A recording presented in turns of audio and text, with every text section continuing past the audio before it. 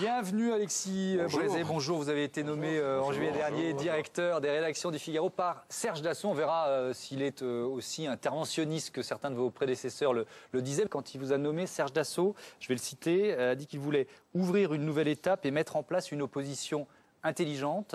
Ça veut dire que votre prédécesseur, Étienne Moujotte, était trop ouvertement sarkozyste ou anti-hollandiste primaire? C'est l'opposition stupide par rapport à l'opposition intelligente? Je crois pas du tout. D'abord, avant, ce n'était pas de l'opposition.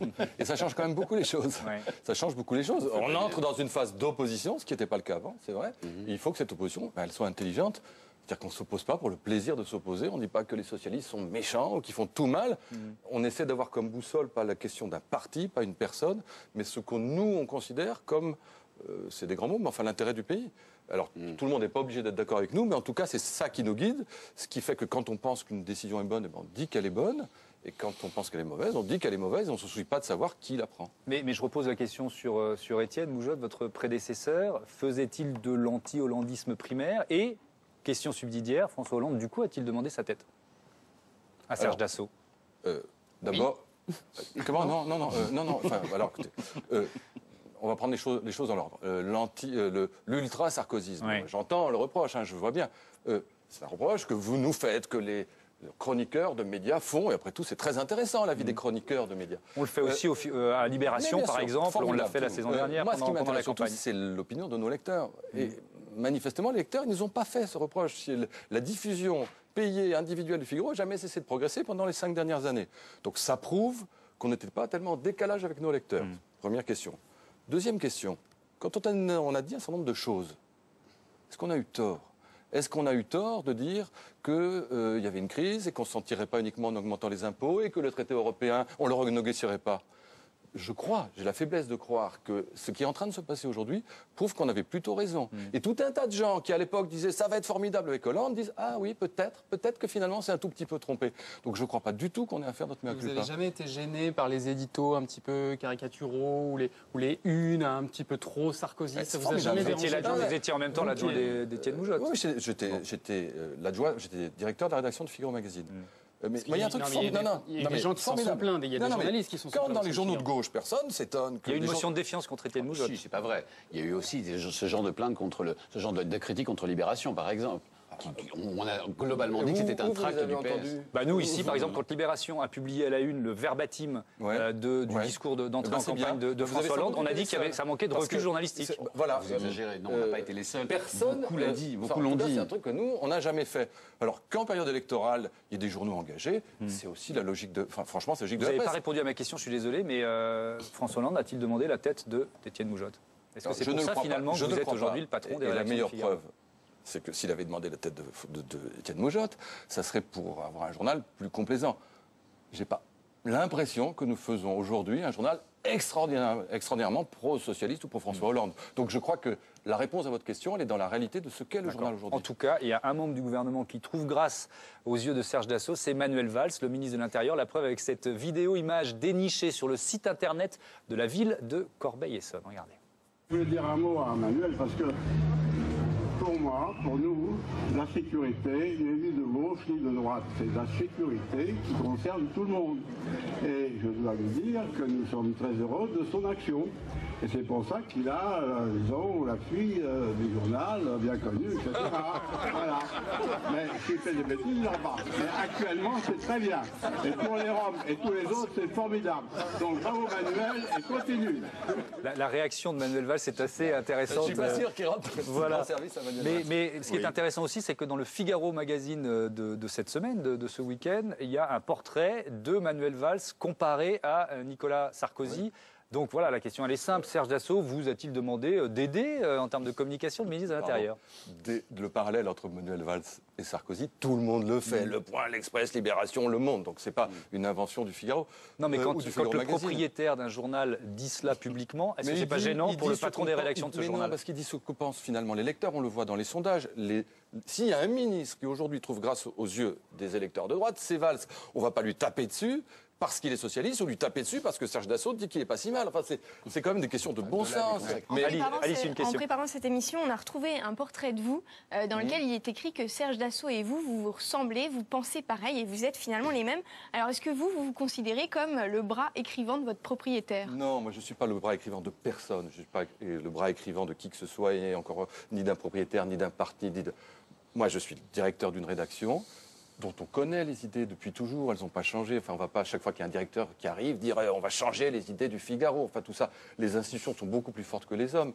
C'est un journal qui est libéral, qui est conservateur. Vous avez des coups de fil quand même hebdomadaires avec votre propriétaire qui vous félicite pour ce que vous écrivez et qui correspond exactement à sa pensée, non? Mais c'est normal. Attendez, c'est normal qu'un actionnaire se tiennent au courant de ce qui se passe dans ces journaux, et c'est normal qu'on... Ils ne sont pas tous aussi interventionnistes. Je suis pas Mais sûr qui que vous a dit qu'il était... le propriétaire de Libération, Nicolas Bétou, disait, c'était l'un de vos prédécesseurs, que, grosso modo, Serge Dassault cherchait à placer un édito à la une chaque semaine dans le Figaro et qu'il devait résister. Est-ce que vous êtes confronté à cette difficulté? Moi, je me souviens d'une époque, où d'ailleurs il m'est arrivé de croiser Jean-Luc Messica, où l'actionnaire était un fonds de pension. C'était un fonds de pension américain. Eh bien, on ne rigolait pas. On ne rigolait pas parce qu'il ne mettait pas d'argent dans le journal et qu'il exigeait une rentabilité qu'on était évidemment incapable de fournir. Moi, je crois que les actionnaires, que ce soit au Figaro ou à Libération, parce que c'est la même chose à Libération, ou au Monde, c'est une bénédiction pour les journaux parce qu'ils en ont besoin. Les journaux ont besoin d'actionnaires. Il faut arrêter de dire « Oh là là, c'est des grands méchants ». On ne peut pas se développer. Nous, tous les développements qu'on a fait, attendez, je juste finis là-dessus, dont on va peut-être parler, sur Internet, sur le numérique, c'est parce qu'on a un actionnaire qui a investi. C'est pas une obsession, mais encore une question liée à Serge Dassault. C'est pas une Et obsession, peut-être au sujet un peu tabou. On s'est amusé à faire une fictive du Figaro. Ouais. Et je voudrais savoir si vous pensez que vous pourriez la publier, si l'actualité l'exigeait. L'échec commercial du Rafale se confirme. Voilà la une qu'on a imaginée. Sachant bien sûr que possible le groupe Dassault est propriétaire du Figaro. Franchement, ce genre d'exercice, c'est nul. Et vous le savez. Et vous le savez. C'est pas si nul. Pour avoir vécu quelques années sur TF1, c'était pas facile de parler du groupe Bouygues sur TF1. Ça existe, vous le savez très bien. Le problème de ces propriétaires, vous avez parfaitement raison, c'est mieux d'avoir un propriétaire français et un groupe familial plutôt que d'avoir un fonds de pension américain comme propriétaire. Vous avez parfaitement raison. Maintenant, les médias français sont contrôlés par des familles, que ce soit le groupe Dassault, que ce soit le groupe Bouygues, que ce soit le groupe Lagardère, ou même Bernard Arnault, etc., ou François Pinault. Voilà. Donc non, mais la question c'est celle-là. Est-ce que vous pouvez parler des sujets qui concernent les propriétaires, qui posent problème aux propriétaires? C'est une question légitime, vous êtes d'accord? Non, mais elle est absolument légitime. Donc elle n'est pas nulle. Non, elle n'est pas nulle. Cet exercice-là est nul. La question ne l'est pas. Mais c'est-à-dire, on n'a pas trouvé de une du Figaro qui permettent de la poser, cette question, avec le Rafale en difficulté. Non, il n'y a pas de raison de poser cette question, parce que, notamment sur les sujets d'aéronautique, mais c'est vrai dans d'autres médias avec d'autres types d'activités, parce que pour avoir un actionnaire, il faut avoir quelqu'un qui a de l'argent. Et vous aurez remarqué que les gens ne gagnent pas de l'argent avec les journaux. Ça n'existe pas. Donc c'est bien qu'ils gagnent de l'argent avec de dévier. Est-ce que vous pouvez parler des difficultés du Rafale et si oui, comment? Mais on parle, évidemment, et on l'a fait, et on le refera. Ce qu'on fait, c'est qu'on a des journalistes qui sont des professionnels et dans tous les domaines, et notamment dans l'aéronautique, qui sont des journalistes indépendants, qui donc prennent leurs responsabilités. Et comme dans tous les journaux, on dit le groupe Dassault est actionnaire du Figaro, comme le font le groupe Lagardère, comme les fait Le Monde. Vous informez le lecteur. Bon, on avance. Je voudrais changer de thème, parler de l'avenir de la presse écrite en France. Elle passe notamment par la réforme d'un système jugé archaïque par certains, celui du distributeur Prestalis. Il y a eu encore des mouvements cette semaine. Je crois que c'était mercredi, on n'avait pas les journaux dans les kiosques. En septembre, après une grève qui avait empêché la vente du seul Figaro et pas des autres journaux, vous aviez traité les ouvriers du livre CGT de docker. Vous parliez de scandale pour la démocratie et la liberté d'opinion. On est allé voir Marc Norguez, qui est secrétaire général de la CGT du livre. Il vous répond. Je ne le connais pas, mais à la limite, vous savez que nos mouvements déplaisent au directeur du Figaro, ça me ferait même plutôt plaisir. Un emploi sur deux qui va être supprimé dans ce plan, qui est un plan de restructuration, mais en fait un véritable plan de démantèlement de l'entreprise Prestalis. Et Prestalis, ce n'est pas une entreprise anodine dans le domaine de la distribution, c'est la clé de voûte de l'ensemble d'un système qui est héritier de belles valeurs, de vieilles valeurs, celle de la résistance, qui considérait qu'on devait bâtir un système égalitaire, avec une mutualisation des coûts, c'est-à-dire que tous les titres payaient à peu près la même somme pourraient être distribués dans des conditions identiques. Il décrit un système qui date de l'après-guerre. Ce système Il est archaïque d'après vous? Ce système est archaïque et à bout de souffle. Mais nous, Figaro, au Monde, on n'y est pour rien. Très franchement, c'est un problème qui n'est pas Vous êtes les otages d'un conflit qui n'est pas le vôtre, c'est ça? Qui n'est pas le nôtre. Et les ouvriers du livre défendent leur affaire, on peut les comprendre, mais résultat, ils empêchent la parution des journaux. Et ici, la branche sur laquelle ils sont assis, car demain, quand tous nos lecteurs auront perdu l'habitude d'aller dans les kiosques qui ferment les uns après les autres à cause de ces mouvements, quand ils auront tout sur le numérique, eh bien, il n'y aura plus d'ouvriers du livre nulle part. Vous êtes le premier site d'info. d'info. C'est quoi les ingrédients d'un bon site web d'info? Vous avez parlé du gratuit et du payant. Qu'est-ce qui doit être gratuit et qu'est-ce qui doit être payant selon vous? Alors, on est le premier site d'information en France, 10 millions de visiteurs uniques par mois. C'est considérable.